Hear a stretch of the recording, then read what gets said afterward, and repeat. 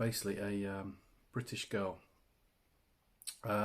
alleged that she was raped by 12 Israeli teenagers in a hotel room in Ayia Napa in Cyprus. So these 12 Israeli teens have been, they were first brought in and they were accused, they were put in the slammer, and then suddenly the girl was suddenly arrested and having made false accusations.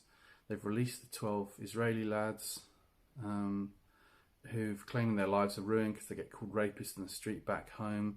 But they also they sort of filmed it and that sort of thing, that revenge porn thing. And it seems it's quite an unusual story. It's well worth looking out. The Daily Mail's followed it quite well, to be honest. Now, I think it's very, as I say, it's gone under the radar. That's why I thought it was interesting to sort of discuss it. Now, how can I?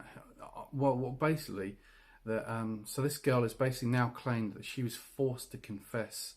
She was forced to confess it was all made up, signed something under duress, and that's sort of the end of it. The 12 Israeli lads have been released and sent back home. Why, you might think, why am I? Well, I think it's quite. I tell you why it's quite interesting, because well, I believe the girl, right? There you go. So I actually believe her.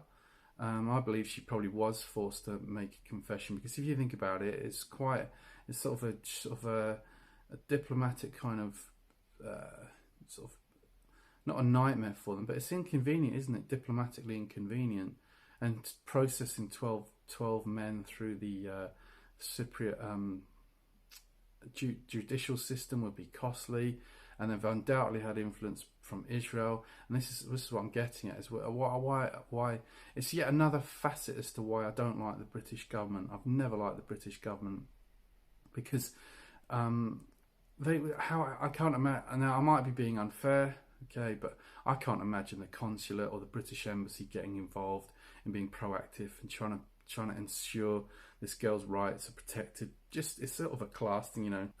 Now, look, I'm not an expert on female psychology, but all my experience of observing women, sort of, knowing women, is that I don't believe for a second, outside of the porn industry, which I'm not an expert on, I hasten to add. I suppose I must be a bit. I'm a prude relative to some men, I suppose, but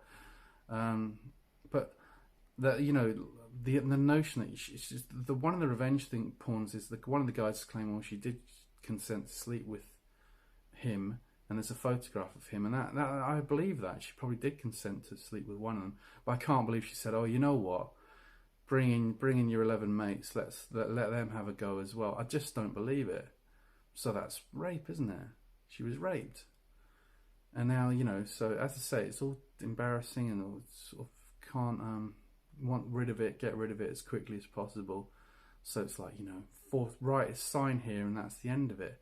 And the Cypriot authorities can forget about it. I've no doubt in my mind the Israelis would have been in there wanting 12 of their sons back home.